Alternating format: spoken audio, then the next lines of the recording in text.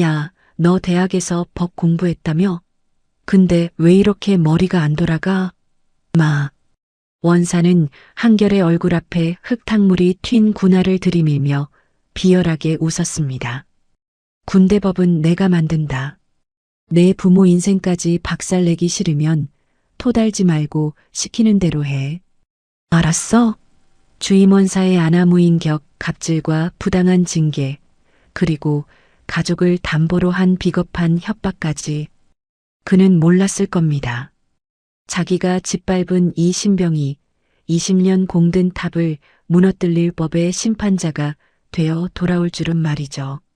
평생을 약속받았던 연금이 단 한 장의 서류로 공중에 날아가 버리는 순간 과연 누가 무릎을 꿇게 될까요? 세상 모든 이들의 삶이 빛나길 바라며 구독과 좋아요, 알림 설정으로 힘을 모아주세요. 오늘의 사연 시작합니다. 육군 모사단 신병교육대에서 5주간의 훈련을 마친 이병. 강한결이 처음으로 자대 배치를 받아 대대 정문 앞에 섰어요. 등에는 군용 배낭이 묵직하게 걸려 있고 한 손에는 전입 서류 봉투를 꼭 쥐고 있었죠. 21살 국내 최고 명문대 법학과를 다니다 군에 들어온 강한결은 겉보기엔 여느 신병과 다를 바 없었어요. 잘 다려진 군복, 반듯하게 쓴 모자, 군화 코끝까지 깨끗한 모습이었죠. 그러나 눈빛만은 달랐어요. 무언가를 재고 따지듯 조용히 사방을 훑는 눈이었죠. 안내를 맡은 행정반 이 병사가 앞장서며 말했어요. 따라오세요. 생활관부터 배정해 드릴게요.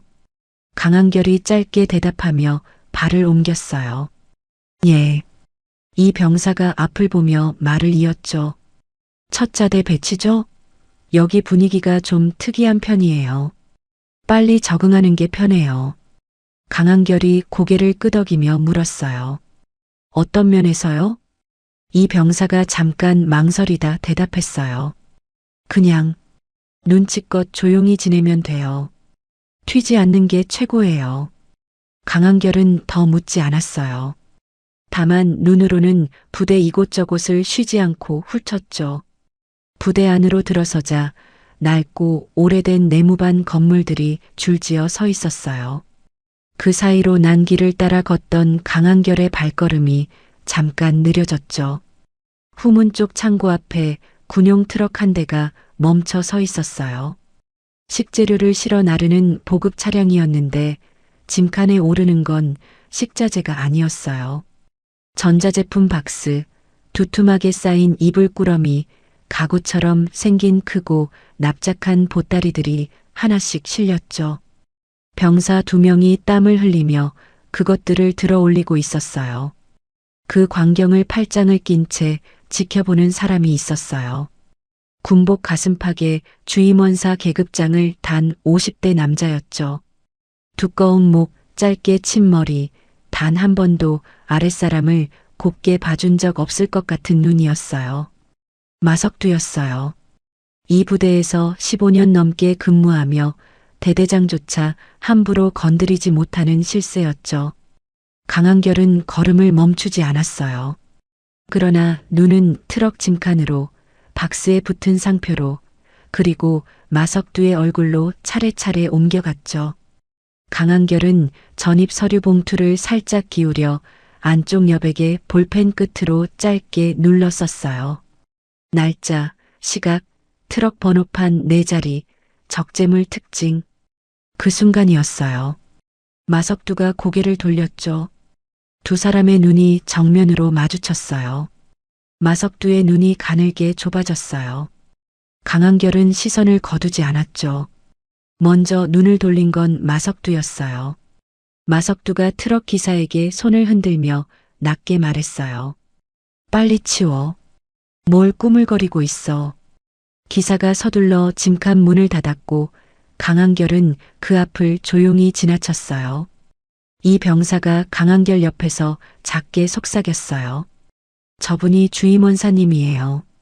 여기서 제일 무서운 분이니까 눈 마주치지 마세요. 강한결이 고개를 한번 끄덕이며 대답했어요. 알겠습니다. 그러나 강한결의 손은 봉투 안쪽을 꽉 쥐고 있었어요. 적어 넣은 글씨가 구겨지지 않도록요. 생활관에 도착해 배정받은 관물대 앞에 짐을 풀기 시작한 건 그로부터 1시간쯤 뒤였어요. 주변 병사들이 새로 온 신병을 힐끗힐끗 쳐다봤죠. 한 병사가 옆 사람 귀에 대고 소근거렸어요. 야, 이번에 새로 온 애법대생이래. 다른 병사가 낮게 대꾸했어요. 법대? 여기선 그런 거 소용없는데. 첫 번째 병사가 피식 웃으며 말했어요. 주임원사님 앞에서 법 얘기하면 더 뒤지는 거지 뭐. 강한결은 그 말을 듣고 있었어요. 그러나 아무 반응도 보이지 않았죠. 관물대 안에 군복을 차곡차곡 접어넣고 세면도구를 반듯하게 줄 세우고 마지막으로 법학서적 2권을 가지런히 꽂았어요. 그때 내무반 문이 쾅 소리와 함께 열렸어요. 마석두였어요. 부관 병사 둘을 뒤에 달고 성큼성큼 걸어 들어왔죠. 내무반 안이 금세 쥐 죽은 듯 조용해졌어요. 병사들이 일제히 자리에서 일어나 차렷 자세를 잡았어요. 마석두는 병사들을 거들떠보지도 않았어요. 곧장 강한결의 관물대 앞으로 걸어갔죠. 문을 잡아채듯 열더니 안을 손으로 헤집기 시작했어요. 군복, 속옷, 세면도구 사이에 두툼한 책 2권이 꽂혀 있었어요. 마석두가 책 한 권을 집어들더니 허공으로 내던졌어요. 책은 마룻바닥에 철퍽 쓰러졌죠. 마석두가 강한결의 얼굴 앞에 손가락을 들이밀며 말했어요. 이병 강한결, 이게 뭐야? 군인이 부대에 이딴 걸 왜 가져와? 강한결이 자세를 바로잡고 또렷하게 대답했어요.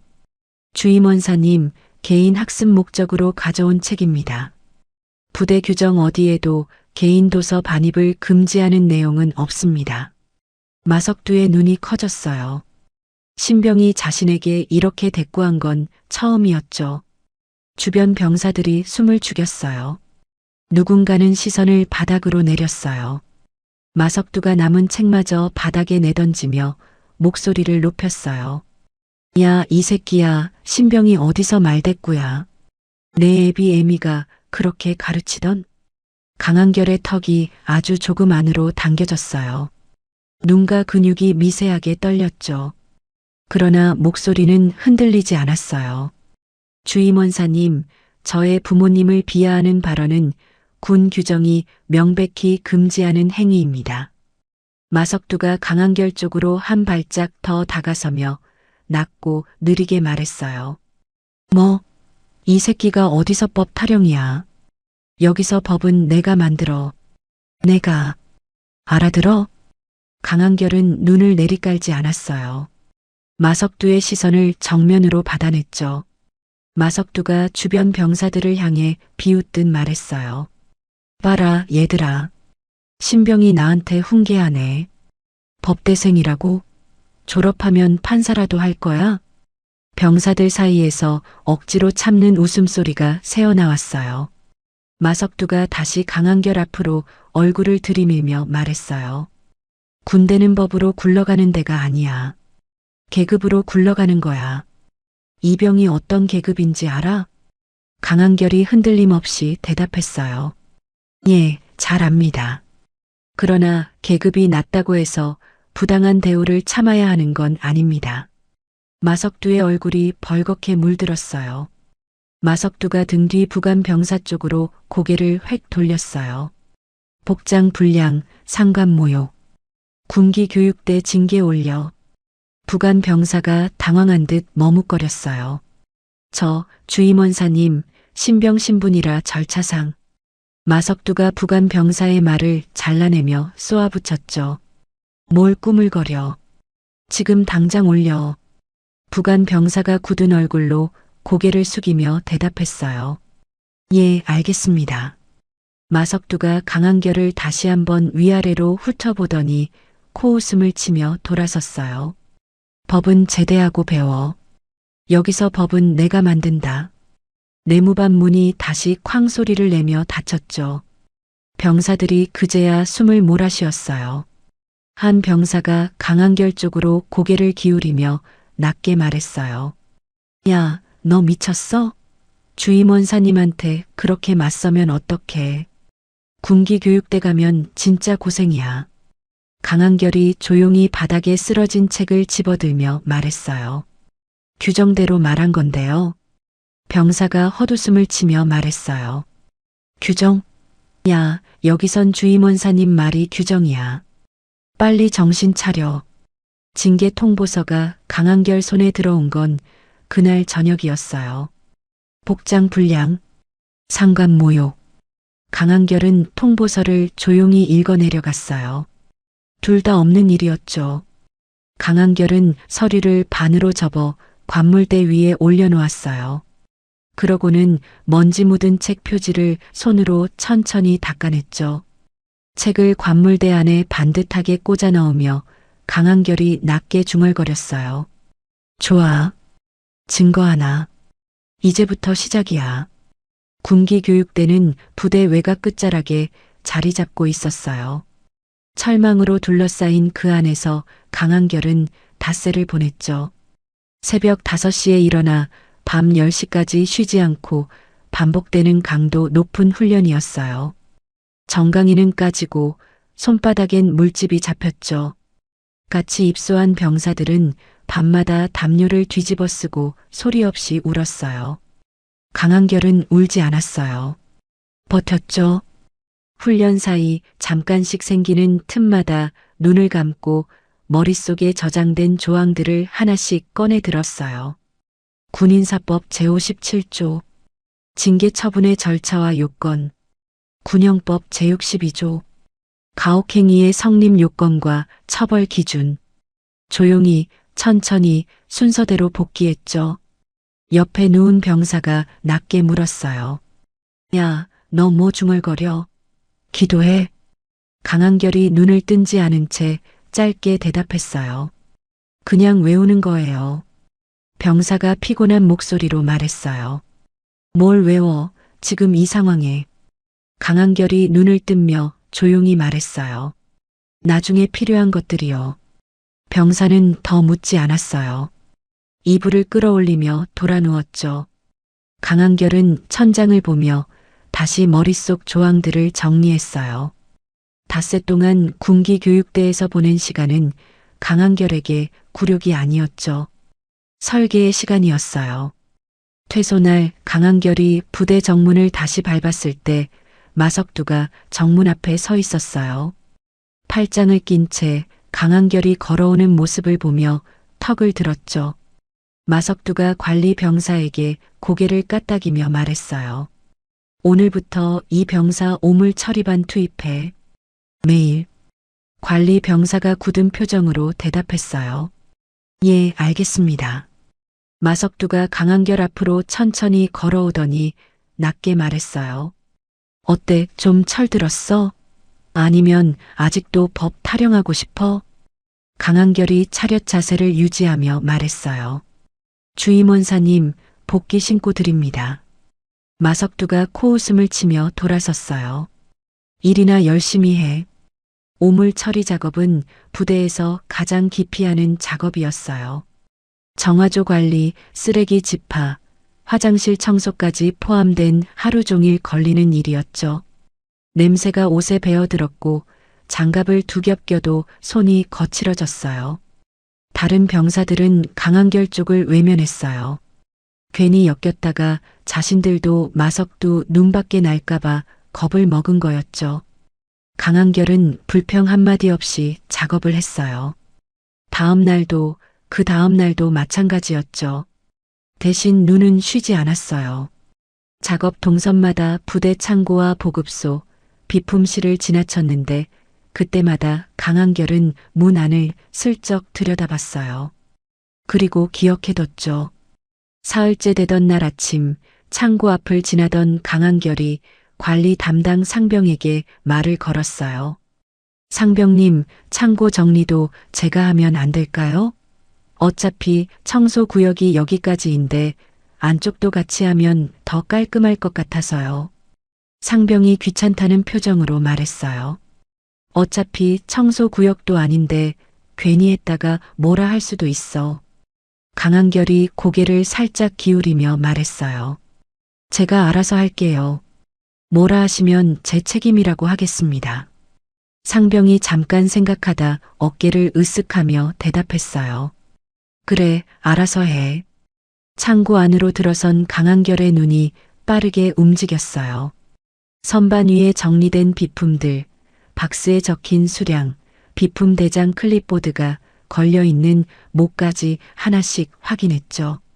강한결은 클립보드를 살며시 내려 비품 대장 첫 장을 읽어내려갔어요. 기재된 수량과 실제 선반 위 물량이 맞지 않았어요. 청소용품 32개, 실제 21개, 작업복 예비분 15벌, 실제 9벌. 강한결이 클립보드를 다시 걸며 속으로 셌어요. 하나, 둘, 셋. 그날 오후 행정반 당직 병사가 외출한 틈에 강한결이 행정반 PC 앞에 앉았어요. 창고 정리를 자원한 대가로 잠깐 행정 서류를 뽑아도 된다는 허락을 받아둔 덕분이었죠. 강한결은 재빠르게 폴더를 열었어요. 공사 발주서, 식자재 납품 기록, 장병 복지 예산 집행 내역. 마석두가 관여한 지난 20년치 파일들이 날짜별로 줄지어 있었어요. 강한결이 파일 하나를 열었어요. 화면을 훑어보니 납품업체 이름이 중간에 슬쩍 바뀌어 있었고 단가가 시세의 2배 가까이 적혀 있었죠. 강한결은 핸드폰을 꺼내 화면을 빠르게 촬영했어요. 각도를 바꿔 2장, 3장. 저장 버튼을 누르는 손이 조금도 떨리지 않았어요. 다음 파일로 넘어갔어요. 식자재 납품 목록이었죠. 납품된 양과 실제 병사 식단에 반영된 양이 달랐어요. 사라진 수량만큼의 돈이 어딘가로 흘러간 셈이었죠. 강한결은 그것도 촬영했어요. 복도에서 발소리가 들렸어요. 강한결이 순식간에 폴더를 닫고 자리에서 일어났죠. 당직 병사가 들어오며 말했어요. 다 뽑았어요? 강한결이 서류 한 장을 들어 보이며 자연스럽게 말했어요. 예, 감사합니다. 덕분에 다 됐어요. 당직 병사가 자기 자리에 앉으며 고개를 끄덕였어요. 그래요. 강한결이 행정반 문을 나서며 복도 끝 화장실로 향했어요. 안으로 들어가 핸드폰을 켜고 촬영한 사진들을 미리 만들어둔 외부 클라우드 계정으로 전송했죠. 전송 완료 표시가 뜬자 강한결은 핸드폰을 주머니에 넣었어요. 마석두는 부대 한편에서 낚시용 접이의자에 앉아 병사들을 내려다보고 있었어요. 강한결이 오물 처리 도구를 창고에 반납하는 모습을 보더니 혼잣말처럼 내뱉었어요. 저 새끼 의외로 오래 버티네. 옆에 서 있던 부관 병사가 말했어요. 아직까지 아무 소리 없이 하던데요. 마석두가 팔짱을 끼며 말했어요. 그래봤자야. 버티면 버틸수록 더 힘들게 해주면 되지. 강한결은 창고 문을 닫으며 땀에 젖은 손등으로 이마를 닦았어요. 시선 끝에 마석두가 보였지만 눈을 맞추지 않았죠. 맞출 필요가 없었어요. 오늘 캡처한 파일만 해도 12개였고 클라우드에 올라간 사진은 36장이었어요. 강한결은 도구함을 내려놓으며 속으로 셌죠. 아직 18개 폴더가 남아 있었어요. 마석두의 관사 불빛이 늦은 밤까지 꺼지지 않았어요. 커튼 너머로 2사람의 그림자가 비쳤죠. 한 명은 앉아 있었고 한 명은 서성이고 있었어요. 군단 인사처장 박성준 대령이 소파에 등을 기대며 말했어요. 마 원사, 요즘 강한결 그놈 어떻게 돼가고 있어? 마석두가 탁자 위 서류를 손으로 밀며 대답했죠. 오물 처리에 창고 청소까지 붙여놨습니다. 겉으론 얌전히 하고 있는데 영 찜찜한 구석이 있어요. 박성준이 미간을 찌푸리며 말했어요. 찜찜하다고? 그게 무슨 소리야? 마석두가 잠깐 뜸을 들이다 대답했어요. 눈빛이 달라요. 보통 신병들은 좀 지나면 기가 죽는데 저 새끼는 꺾일 기색이 없어요. 오히려 뭔가 재는 것 같다는 느낌이 든다고요. 박성준이 자리에서 천천히 일어나며 말했어요.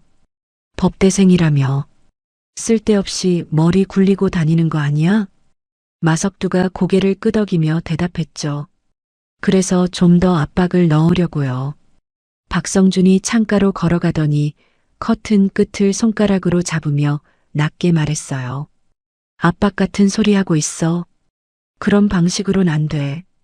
군기교육대 보냈다가 오히려 앙심만 키워주잖아.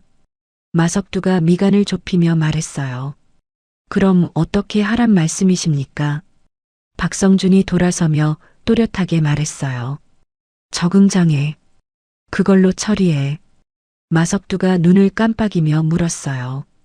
현역 복무 부적합 심사 말씀이십니까? 박성준이 테이블 위 찻잔을 들며 말했어요. 내가 인사처장이야. 심사 결과 어떻게 나올지는 내가 만들어줄 수 있어. 군 생활 부적응, 심리적 불안정, 집단 생활 부적합. 이 세 가지만 서류에 박으면 강제 전역 사유로 충분하거든. 마석두가 입꼬리를 올리며 말했어요. 그걸로 조용히 내보낼 수 있는 겁니까? 박성준이 찻잔을 내려놓으며 차갑게 말했죠.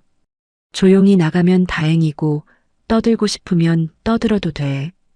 전역한 이병 혼자 떠드는 소리를 누가 들어주겠어. 박성준이 외투를 집어들며 덧붙였어요. 나는 2달 뒤에 사단장 달아. 그 전에 이 일 깔끔하게 끝내. 알겠어? 마석두가 자리에서 일어나 허리를 굽히며 대답했어요. 예, 알겠습니다. 박성준이 관사문을 열고 나가자 어둠이 다시 방안을 눌렀죠. 마석두는 혼자 남아 탁자 위 찻잔을 바라봤어요. 그러다 천천히 입꼬리를 올렸죠. 다음 날 점심 강한결에게 전령이 찾아왔어요. 이병 강한결, 주임원사님이 관사로 오라고 하십니다. 주변 병사 하나가 강한결 등을 툭 치며 낮게 말했어요. 야, 무슨 일이야? 관사까지 부른다고? 강한결이 군복 매무새를 고치며 짧게 말했어요. 가봐야 알겠죠. 관사 문 앞에 섰을 때 강한결은 3번 깊게 숨을 들이쉬었어요. 문을 두드리자 마석두의 목소리가 들렸죠. 들어와. 마석두는 소파에 앉아 서류 한 장을 무릎 위에 올려놓고 있었어요. 테이블 위엔 볼펜 하나가 단정하게 놓여 있었죠. 강한결이 들어서며 말했어요. 이병 강한결 부르셔서 왔습니다. 마석두가 다리를 꼬며 여유롭게 말했어요. 앉아. 강한결이 소파 끝에 허리를 세우고 앉았죠. 마석두가 무릎 위 서류를 천천히 테이블 위로 밀어냈어요. 강한결이 내용을 읽어 내려갔어요. 현역 복무 부적합 심사 동의서였죠. 서명란이 비어 있었어요. 마석두가 팔을 소파 등받이에 올리며 말했어요. 어렵게 생각할 거 없어. 서명 한 번이면 군대랑 끝이야. 학교로 돌아가서 법 공부나 실컷 하면 되잖아. 강한결이 서류에서 눈을 떼지 않으며 말했어요. 사유가 없습니다. 저는 복무에 아무런 지장이 없습니다. 마석두의 얼굴에서 웃음기가 거쳤어요. 소파에서 몸을 앞으로 기울이며 말했죠. 야, 내가 좋게 말할 때 그냥 받아들여. 내가 싫으면 내가 만들어주면 되거든. 서류란 게 원래 쓰는 사람 마음대로야. 강한결이 고개를 들어 마석두를 바라보며 말했어요.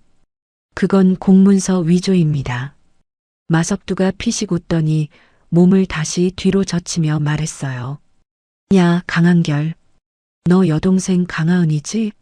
지금 신촌에서 대학 다니고 있지?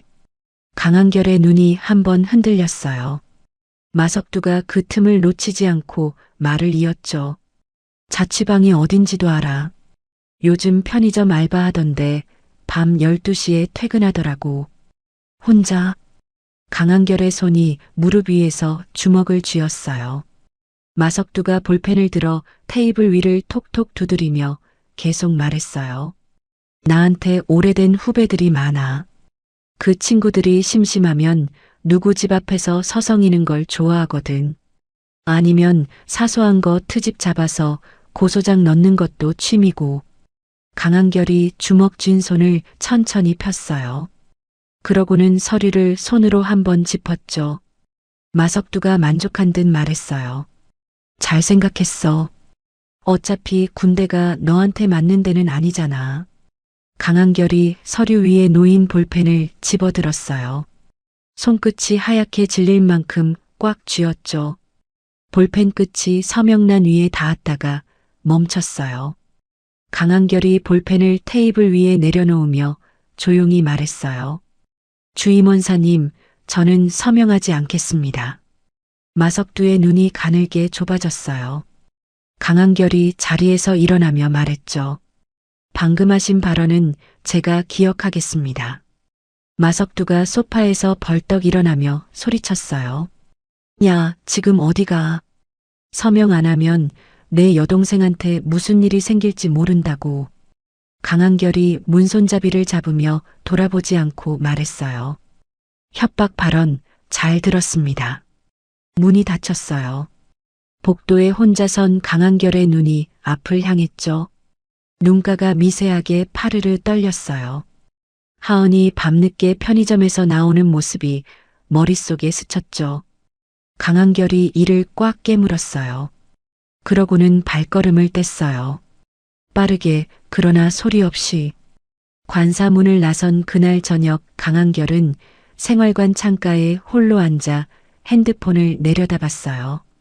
여동생 강하은의 이름 위에 엄지손가락을 올렸다가 다시 내렸죠. 전화를 걸면 불안해할 게 뻔했어요. 그렇다고 아무것도 안 할 수는 없었어요. 강한결은 짧게 문자를 보냈어요. 하은아, 요즘 귀가할 때 꼭 지하철역에서 택시 타. 돈은 형이 보내줄게. 답장은 금방 왔어요. 갑자기 왜? 무슨 일 있어? 강한결이 잠깐 화면을 바라보다 답장을 보냈어요. 그냥 조심하라고. 핸드폰을 뒤집어 엎어놓은 강한결이 눈을 감았어요. 마석두의 목소리가 귓속에서 다시 울렸죠. 자취방이 어딘지도 알아. 강한결의 턱에 힘이 들어갔어요. 다음 날 새벽 강한결은 외부 클라우드에 접속해 지금껏 모은 자료들을 다시 훑었어요. 납품 내역, 발주서, 비품 대장 사진들이 줄지어 있었죠. 증거로서의 무게는 충분했어요. 그런데 한 가지가 빠져 있었어요. 돈이 실제로 어디로 흘렀는지를 보여주는 원장, 즉 손으로 기록한 이중 장부가 없었죠. 디지털 파일은 편집됐다고 주장하면 그만이었어요. 그러나 직접 손으로 쓴 장부는 달랐죠. 강한결이 화면을 끄며 중얼거렸어요. 그게 어딘가에 있어. 그로부터 사흘 뒤 강한결의 핸드폰에 모르는 번호로 문자가 한 통 왔어요. 나 최재호야. 얘기 좀 하자. 강한결이 눈썹을 약간 올렸어요. 최재호, 마석두에게 찍혀 불명예 전역을 당했다는 전임 행정병이었어요. 행정반 서랍에서 우연히 발견한 오래된 인수인계 서류에 적힌 이름과 연락처를 클라우드에 올려뒀던 게 연결된 거였죠. 강한결이 바로 전화를 걸었어요. 신호음이 2번 울리고 목소리가 들렸어요. 긁힌 목소리였죠. 최재호가 전화를 받으며 말했어요. 강한결 이병이야? 강한결이 자리에서 일어나며 대답했어요. 예, 맞습니다. 연락 주셔서 감사해요. 최재호가 낮게 말했어요. 고맙긴. 근데 나한테 왜 연락한 거야? 나는 그 부대랑 아무 상관없는 사람이야. 강한결이 목소리를 낮추며 말했어요. 마석두 주임원사 관련해서 도움이 필요해서요. 전화기 너머에서 잠깐 침묵이 흘렀어요. 최재호가 낮고 조심스럽게 말했어요. 야, 그 사람 건드리면 안 돼. 나도 그러다 어떻게 됐는지 알아? 강한결이 차분하게 말했어요. 알고 있어요. 그래서 전화드린 거예요. 저는 그냥 당하고 끝낼 생각이 없어요. 최재호가 다시 입을 다물었어요. 한참 뒤에 말했죠. 너 얼마나 모았어? 강한결이 대답했어요. 발주서, 납품 목록, 비품 대장 불일치 자료까지 있어요. 근데 장부가 없어요. 손으로 쓴 원장이요. 최재호가 낮게 웃었어요. 웃음인지 탄식인지 알 수 없는 소리였죠. 최재호가 말했어요. 그거 나도 봤어. 행정반 있을 때. 강한결이 숨을 참으며 말했어요. 어디 있는지 알아요? 최재호가 한동안 아무 말도 하지 않았어요. 강한결도 기다렸죠. 재촉하지 않았어요. 최재호가 결국 낮게 말했어요. 주임원사 개인 캐비닛 있잖아. 행정반 구석에 있는 거. 그거 하단 서랍 안쪽에 칸막이가 있어. 거기야. 강한결의 눈이 한번 깜빡였어요. 최재호가 말을 이었죠. 근데 야, 거기 들어가려면 열쇠가 필요해. 그리고 걸리면 진짜 끝이야. 알아? 강한결이 낮고 또렷하게 말했어요. 걱정 마세요. 법적으로 문제없는 방법을 쓸 거예요. 최재호가 피식하며 말했어요. 법적으로 문제없는 방법이라고? 군대에서? 강한결이 짧게 대답했어요. 예, 있어요. 전화를 끄는 강한결이 창밖 어두운 연병장을 바라봤어요.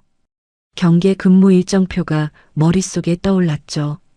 사흘 뒤 강한결의 야간 경계 근무 구역은 행정반 건물 외곽이었어요.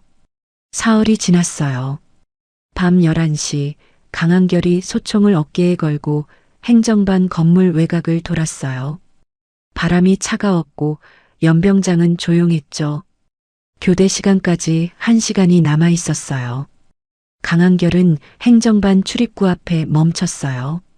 낮에 행정반 청소를 자원하면서 당직 병사가 잠깐 자리를 비운 사이 여분 열쇠가 당직 서랍 안에 있다는 걸 확인해 뒀었죠. 비상 상황 발생 시 행정 서류를 확보해야 한다는 규정, 강한결이 며칠 전부터 조용히 복기해 둔 조항이었어요. 위험에 처한 상황에서 더 큰 피해를 막기 위해 불가피하게 행동하는 것은 법적으로 허용된 행위였죠. 장부가 사라지기 전에 확보해야 했어요. 이건 증거 보존이었죠. 강한결이 행정반 문을 열고 안으로 들어섰어요. 불을 켜지 않았어요. 핸드폰 손전등을 낮게 비추며 구석의 캐비닛으로 걸어갔죠. 서랍 열쇠를 꽂아 돌리자 하단 서랍이 열렸어요. 강한결이 손을 뻗어 칸막이 안쪽을 더듬었어요. 손끝에 두꺼운 표지에 묵직한 무언가가 닿았죠. 꺼내보니 누렇게 바른 장부였어요. 표지에 아무 글자도 없었어요. 첫 장을 펼쳤을 때 강한결의 손이 멈췄어요. 날짜, 금액, 수신처, 빼곡하게 손으로 쓴 숫자들이 페이지를 가득 채우고 있었죠. 20년치였어요. 강한결이 핸드폰을 들어 첫 장을 촬영했어요. 한 장, 두 장 페이지를 넘기며 빠짐없이 찍었죠. 손이 흔들리지 않았어요. 마지막 페이지까지 촬영을 마친 강한결이 장부를 다시 칸막이 안쪽에 정확히 집어넣었어요. 서랍을 닫고 열쇠를 돌렸죠. 행정반 문을 나서며 다시 소총을 어깨에 고쳐맸어요. 경계구역을 계속 걸으며 강한결은 핸드폰을 꺼내 촬영 사진들을 클라우드로 전송했어요. 전송이 완료되자 강한결은 주소록에서 두 곳을 찾았죠. 국방부 검찰단 제보 메일 주소, 국민권익위원회 공익신고 창구. 사전에 만들어둔 별도 메일 계정에서 지금까지 모은 자료 전부를 첨부해 두 곳에 동시에 발송했어요. 전송 완료 알림이 떴어요. 강한결이 핸드폰을 주머니에 넣고 하늘을 올려다봤죠. 별이 많은 밤이었어요. 강한결이 숨을 길게 내쉬었어요. 입김이 차가운 공기 속으로 흩어졌죠.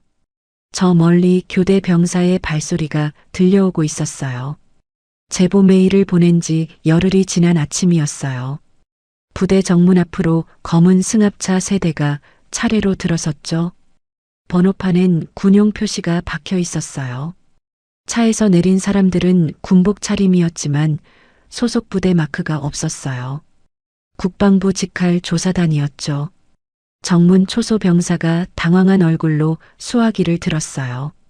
조사단장이 신분증을 내밀며 차갑게 말했어요. 부대장한테 연락할 필요 없어요. 우리가 직접 움직일 테니까. 연병장 한쪽에서 병사들 조회를 감독하던 마석두가 승합차를 보고 눈썹을 찌푸렸어요. 옆에 서 있던 부관 병사가 낮게 말했어요. 주임원사님, 저 차들이. 마석두가 손을 들어 말을 자르며 말했어요. 조용히 해. 내가 먼저 가볼게. 마석두가 성큼성큼 걸어가자 조사단장이 정면으로 마주섰어요. 조사단장이 서류를 내밀며 말했죠. 주임원사 마석두 맞죠? 국방부 검찰단 수사관입니다. 공금 횡령 및 가혹행위 혐의로 조사 나왔습니다. 마석두의 얼굴이 굳었어요. 그러더니 금세 목소리를 높이며 말했어요. 뭐야 이게. 나한테 무슨 혐의야. 여기가 어딘 줄 알고 함부로 들어와. 수사관 2명이 마석두 양옆으로 다가섰어요. 마석두가 소리를 질렀죠. 야, 손 치워. 내가 누군지 알아? 군단 인사처장이 내 뒤에 있어. 당장 전화해봐. 조사단장이 흔들림 없는 표정으로 말했어요. 박성준 대령도 오늘 오전 군단 사령부에서 별도 조사받고 있습니다. 마석두의 눈이 커졌어요. 입술이 벌어졌다가 다시 닫혔죠. 처음으로 말문이 막혔어요. 그때 조사단장 뒤로 강한결이 걸어 나왔어요. 조사단 측의 안내를 받은 참고인 자격이었죠. 강한결이 조사단장 옆에 서자 마석두의 눈이 강한결에게 꽂혔어요. 마석두가 이를 갈며 낮게 말했어요. 야, 이 새끼가.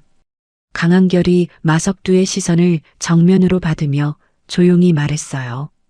20년치 납품 내역, 발주서, 비품대장, 그리고 장부까지 다 있습니다.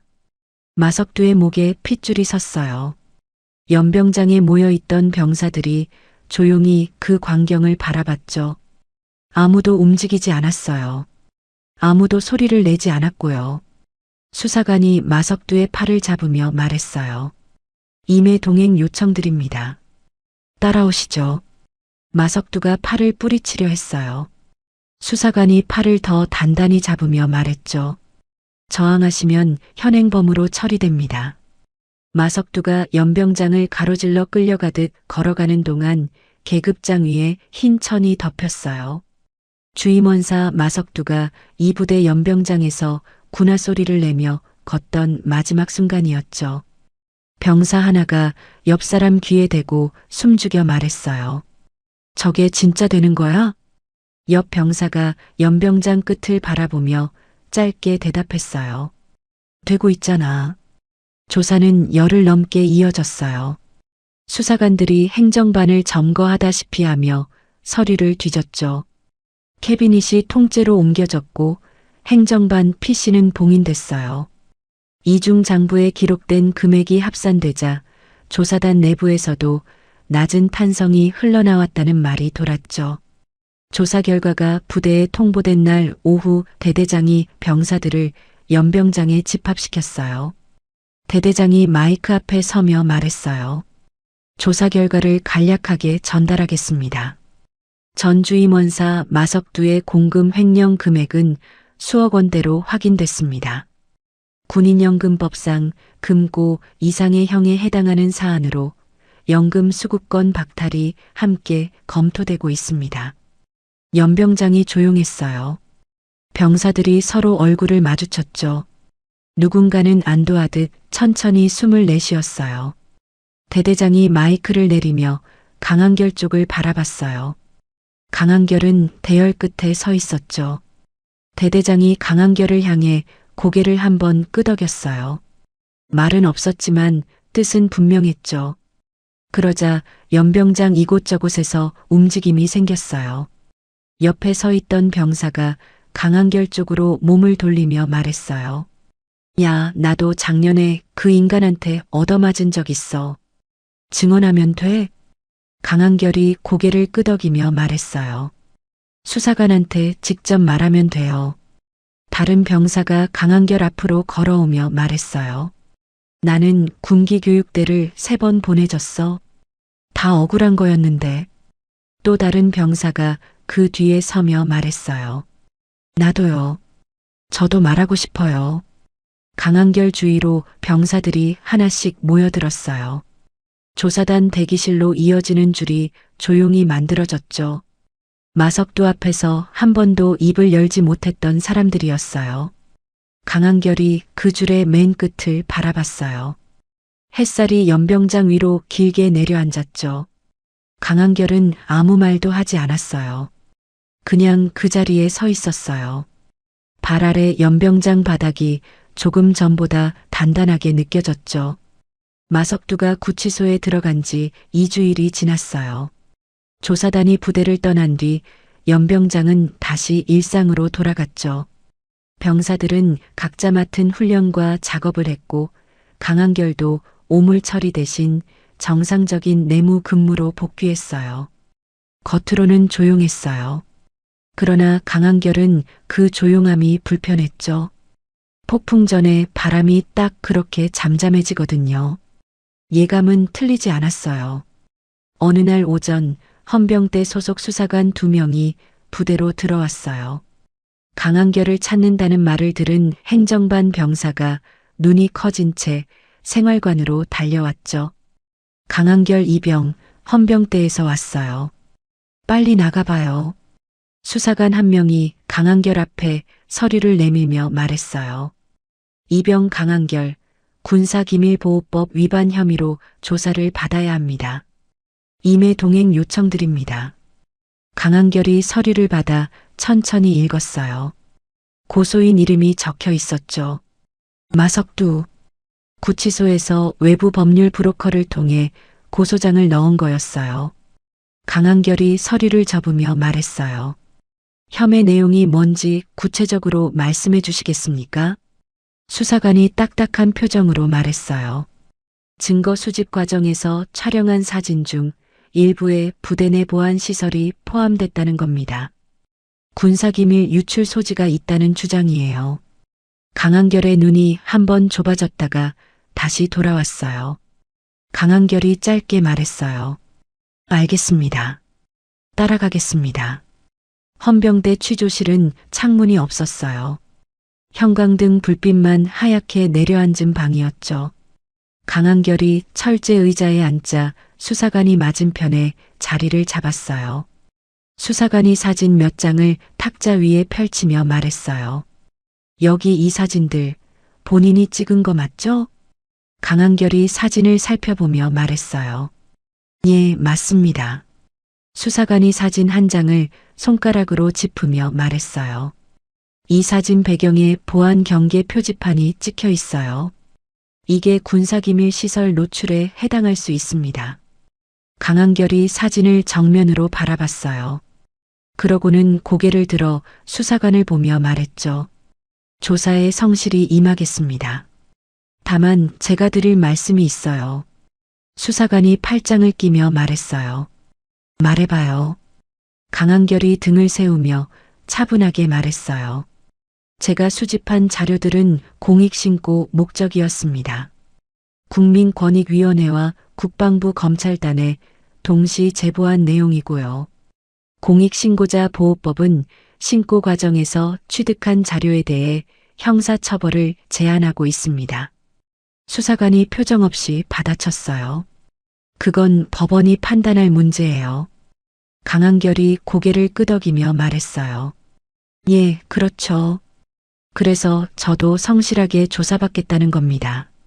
취조실 문 밖에서 발소리가 들렸어요. 다른 수사관이 문을 열며 안을 향해 말했죠. 박 대령 쪽에서 연락 왔어요. 조사 계속 진행하랍니다. 강한결이 그 말을 들으며 속으로 이름을 되짚었어요. 박성준. 군단 인사처장이 구치소 밖에서도 여전히 움직이고 있었던 거죠. 취조가 길어졌어요. 포상 휴가 이야기는 어디서도 나오지 않았어요. 부대에 돌아온 강한결이 생활관 침상에 누운 건 저녁 9시가 넘어서였죠. 몸보다 머리가 무거운 하루였어요. 핸드폰을 집어드는데 문자가 와 있었어요. 모르는 번호였죠. 우리 아버지한테 무슨 짓을 한 거야. 집 앞에서 기다리고 있어. 강한결이 자리에서 일어났어요. 손이 빠르게 움직여 어머니에게 전화를 걸었죠. 신호음이 3번 울리고 어머니 목소리가 들렸어요. 목소리가 떨리고 있었어요. 어머니가 말했어요. 한결아, 집 앞에 어떤 남자가 와서 소리를 지르고 있어. 나가지 말라고 해서 문 잠그고 있는데. 강한결이 침착하게 말했어요. 어머니, 절대 문 열지 마세요. 지금 경찰에 신고하세요. 바로요. 어머니가 다급하게 말했어요. 경찰에? 무슨 일이야 대체? 강한결이 목소리를 더 낮추며 말했어요. 설명은 나중에 할게요. 지금 당장 신고만 해주세요. 부탁드려요. 전화를 끊은 강한결이 취조 내내 반듯하게 유지하던 자세를 처음으로 무너뜨렸어요. 침상 가장자리에 팔꿈치를 올리고 손으로 이마를 짚었죠. 마석두의 아들이었어요. 구치소에 수감된 아버지 대신 밖에서 움직이는 거였죠. 강한결이 다시 핸드폰을 들었어요. 이번엔 최재호에게 문자를 보냈어요. 마석두 아들이 우리 집 앞에 나타났어요. 혹시 그 사람 이름 알아요? 답장이 빨리 왔어요. 마준혁. 30살. 정가 있어.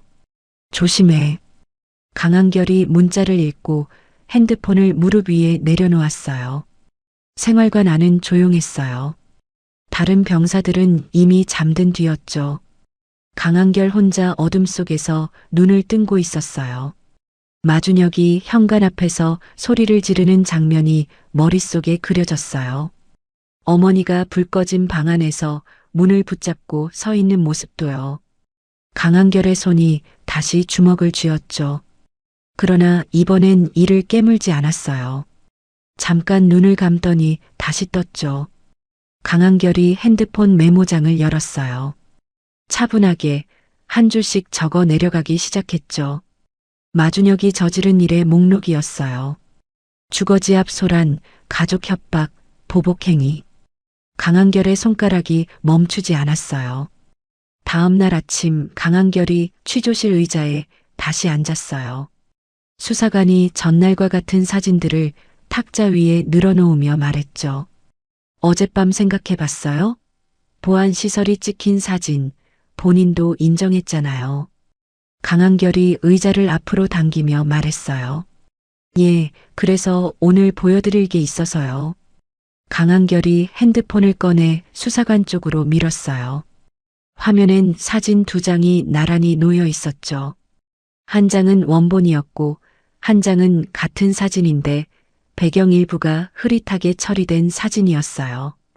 강한결이 손가락으로 흐릿한 쪽 사진을 짚으며 말했어요. 제가 국방부 검찰단과 권익위에 제출한 사진은 이쪽입니다. 보안 표지판이 있는 배경 부분은 제출 전에 전부 필터 처리를 했어요. 수사관이 2 사진을 번갈아 보며 말했어요. 그게 사전에 계획된 거라는 걸 어떻게 증명해요? 강한결이 클라우드 접속 기록을 화면에 띄우며 말했어요. 사진 원본이 클라우드에 업로드된 시각과 필터 처리된 사진이 생성된 시각이 다릅니다. 그리고 제보 메일에 첨부된 파일은 처음부터 필터 처리본이에요. 원본은 제보에 쓰지 않았죠. 수사관이 팔짱을 끼며 말했어요. 의도가 없었다는 걸 그걸로 증명할 수 있다고 봐요? 강한결이 고개를 끄덕이며 말했어요. 보안 자료를 유출하려던 사람이 배경을 먼저 지우고 보낼 이유가 없죠. 유출이 목적이라면 원본을 그대로 쓰는 게 더 효과적이니까요. 수사관이 잠깐 입을 다물었어요. 강한결이 말을 이었죠. 그리고 제가 수집한 자료 전체는 공익신고 목적이었습니다. 비리를 신고한 사람을 보호하는 법이 있어요. 신고 과정에서 얻은 자료를 이유로 신고자를 처벌할 수 없다는 내용이 명시돼 있죠. 저는 그 범위 안에 있어요. 수사관이 탁자 위 서류를 들여다보다가 낮게 물었어요. 관련 판례도 알고 있어요? 강한결이 담담하게 대답했어요. 예. 공익신고자가 자료 수집 과정에서 절차상 하자가 있더라도 신고 내용의 공익성이 인정되면 처벌 대상에서 제외된다고 판시한 사례가 있어요. 가져오면 될까요? 수사관이 잠깐 강한결을 바라보더니 서류를 덮으며 말했죠. 오늘은 여기까지 할게요. 강한결이 자리에서 일어나며 말했어요. 고소건은 어떻게 되는 겁니까? 수사관이 시선을 피하며 말했어요. 검토 후에 연락드리겠습니다.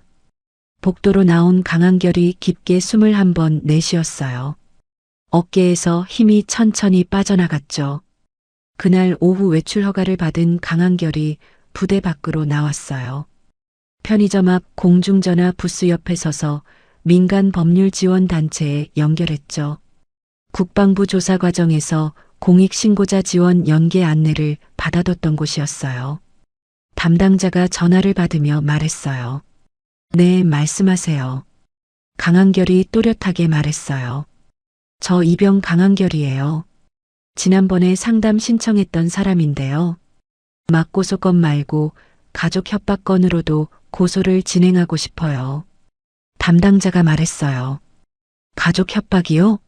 상황을 좀 더 말씀해 주시겠어요? 강한결이 말했어요. 고소당한 마석두의 아들 마준혁이 저희 집 앞에 찾아가서 소란을 피우고 가족을 위협했어요. 어머니가 경찰에 신고한 상태고요. 담당자가 키보드 소리를 내며 말했어요. 그럼 경찰 신고 접수 번호 확인되죠? 그리고 현장 영상이나 음성 자료 있어요? 강한결이 대답했어요. 예. 저희 집 현관 홈캠 영상이 있어요. 마준혁이 현관 앞에서 소리를 지르는 장면이 전부 녹화됐고요. 핸드폰 위치 기록도 있어요. 마준혁이 문자를 보낸 시각과 집 앞에 있던 시각이 일치해요. 담당자가 말했어요. 그 정도면 충분해요. 특수 협박이랑 보복 범죄 혐의로 형사 고소 바로 진행할 수 있어요. 민사도 같이 가는 게 좋겠는데 동의하시면 오늘 서류 작성 시작할게요. 강한결이 짧게 대답했어요. 부탁드립니다. 고소장이 접수된 건 그날 저녁이었어요. 이틀 뒤 마준혁 측에서 담당자를 통해 먼저 연락이 왔죠. 담당자가 강한결에게 전화를 걸어 말했어요. 마준혁 측에서 합의 요청이 들어왔어요. 이후 어떠한 접촉도 하지 않겠다는 조건으로요. 강한결이 물었어요. 가족한테 다시는 접근 안 한다는 확약서도 요구할 수 있어요? 담당자가 말했어요. 요구할 수 있어요. 확약서에 위반 시 즉각 형사처벌 동의 조항도 넣을 수 있고요. 강한결이 잠깐 생각하다 말했어요. 그렇게 해주세요. 확약서가 강한결 손에 들어온 건 사흘 뒤였어요. 마준혁에 잡힐 서명이 찍혀 있었죠. 강한결이 서류를 한번 훑어보고 접어서 주머니에 넣었어요. 그 밤 강한결은 어머니에게 전화를 걸었어요. 어머니가 전화를 받자마자 말했어요. 한결아, 그 남자 다시는 안 와? 강한결이 낮게 대답했어요. 다시는 안 와요, 어머니. 법적으로 못 오게 해뒀어요. 어머니가 한동안 말이 없었어요. 그러다 작게 말했죠. 고생했다. 강한결이 대답했어요. 아니에요. 전화를 끊고 강한결이 생활관 창가에 기댔어요. 바깥 연병장에 어둠이 내려앉아 있었죠. 국방부 헌병대 쪽에서는 며칠 전부터 연락이 없었어요. 맞고소건도 조사건도 더 이상 진행되지 않는다는 뜻이었죠. 강한결이 창유리에 이마를 살짝 기댔어요. 차가운 느낌이 이마에 닿았죠. 바깥바람이 창틀을 가볍게 흔들었어요. 대법원 판결이 난 건 마석두가 구치소에 들어간 지 11달이 지난 날이었어요. 강한결은 그날 아침 일찍 일어나 세면을 마치고 반듯하게 군복을 입었어요. 내무반 텔레비전 앞에 병사들이 하나둘 모여들었죠. 누군가 채널을 뉴스로 돌렸어요. 앵커가 또렷하게 말했어요. 대법원은 오늘 전직 육군 주임원사 마석두에 대한 상고를 기각하고 원심을 확정했습니다. 공금 횡령 및 부하 장병 가혹행위 혐의로 징역 5년의 파면이 확정됐으며 군인연금법에 따라 연금 수급권 역시 전면 박탈됩니다. 내무반이 조용했어요. 병사 하나가 낮게 말했어요. 진짜 됐다. 다른 병사가 팔짱을 끼며 말했어요. 연금까지 날아갔네. 30년이 날아간 거잖아. 강한결은 텔레비전 화면을 바라봤어요. 아무 말도 하지 않았죠. 뉴스는 계속됐어요. 함께 기소된 군단 인사처장 박성준 대령은 직권 남용 및 공모 혐의로 직위 해제 후 별도 재판이 진행 중이며 사단장 진급은 무기한 보류됐습니다. 내무반 한쪽에서 병사가 강한결 쪽으로 고개를 돌리며 말했어요. 강한결 이병, 소감이 어때요? 강한결이 화면에서 눈을 거두며 짧게 말했어요. 그냥 끝났네요. 병사가 피식 웃으며 말했어요. 그냥 끝났다고? 이게 얼마나 대단한 건데. 강한결이 자리에서 일어나며 말했어요. 저는 근무 준비해야 해서요. 그날 오후 판결 소식을 들은 최재호에게서 문자가 왔어요. 봤어. 수고했다. 강한결이 문자를 읽고 짧게 답장을 보냈어요. 고마워요. 덕분이에요. 최재호의 답장이 바로 왔어요. 아니야. 내가 다 한 거야. 나는 문 하나 알려줬을 뿐이고. 강한결이 핸드폰을 주머니에 넣으며 연병장을 바라봤어요. 햇살이 바닥 위에 납작하게 깔려 있었죠. 한편 법정 안은 달랐어요. 판결문이 낭독되는 동안 마석두는 피고인석에 앉아 있었어요. 예전에 그 넓은 어깨가 아니었어요. 11달 사이 볼이 꺼지고 눈가에 주름이 깊어졌죠. 재판장이 판결문 말미를 읽어 내려갈 때였어요. 재판장이 말했어요. 이에 따라 피고인의 군인연금 수급권은 즉시 박탈됨을 통보합니다. 마석두가 피고인석에서 몸을 앞으로 숙이며 소리쳤어요. 30년이에요. 제가 30년을 바쳤는데 이게 말이 됩니까? 법정 경위가 다가섰어요. 마석두가 경위의 팔을 뿌리치며 다시 소리쳤죠. 내가 나라를 위해 30년을 바쳤는데. 법정 안은 조용했어요. 아무도 마석두의 말에 반응하지 않았죠. 경위 2명이 마석두의 양팔을 잡았어요. 마석두가 법정 밖으로 끌려나가면서도 소리를 질렀어요. 그 소리는 복도를 지나 멀어졌고 결국 아무것도 남기지 않았어요. 시간이 흘렀어요. 강한결이 전역한 건 그로부터 1년 반 뒤였죠. 전역 신고를 마친 강한결이 사복 차림으로 부대 정문을 나섰어요. 배낭 하나를 맨 모습이었는데 입대하던 날 그 배낭이었죠. 그러나 그때와 눈빛이 달랐어요. 서울로 올라온 강한결이 법학 서적과 판례집을 책상 위에 다시 펼쳐놓은 건 저녁 다음 날이었어요. 창밖으로 이른 아침 햇살이 들어왔죠. 강한결이 연필을 들어 판례집 여백의 줄을 그으며 공부를 시작했어요. 사흘이 지난 오후 강한결이 지하철을 타고 학교 근처로 이동하던 중이었어요. 환승역 계단을 내려오다가 출구 앞에서 걸음을 잠깐 멈췄죠. 역 앞 골목 어귀에 낡은 점퍼를 입은 남자 하나가 인력사무소 유리문 앞에 서 있었어요. 머리는 희끗희끗하게 새어 있었고 등이 굽어 있었죠. 손에 이력서처럼 생긴 종이를 쥐고 있었는데 안으로 들어가지 못하고 문 앞에서 서성이고 있었어요. 강한결이 그 얼굴을 알아봤어요. 마석두였어요. 출소한 뒤인지 파면에 연금까지 박탈된 몸으로 일자리를 찾아다니는 거였죠. 마석두는 강한결을 알아보지 못했어요. 사복 차림의 젊은 남자가 계단을 내려오는 모습을 흘끗 봤다가 다시 유리문 쪽으로 시선을 돌렸죠. 그러더니 고개를 한번 숙이고 인력사무소 안으로 천천히 들어갔어요. 강한결이 그 자리에 잠깐 서 있었어요. 손에 든 법학 서적의 무게가 느껴졌죠. 바람이 골목 사이를 지나갔어요. 강한결이 발걸음을 뗐어요. 인력사무소 쪽이 아니라 반대 방향, 학교 쪽으로 향하는 길이었죠. 걸음이 빠르지도 느리지도 않았어요.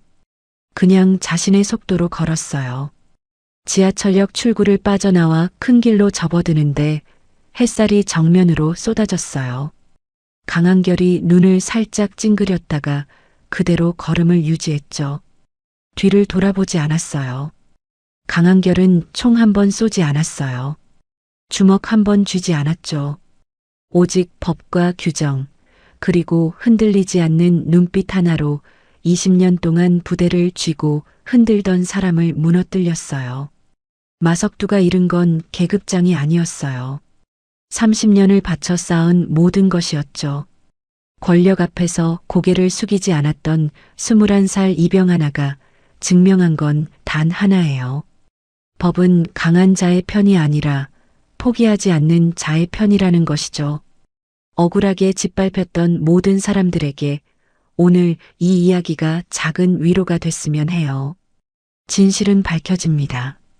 구독으로 정의를 좋아요로 응원하는 한 걸음을 그리고 알림 설정으로 저와 함께 해주세요. 오늘도 시청해주셔서 감사합니다.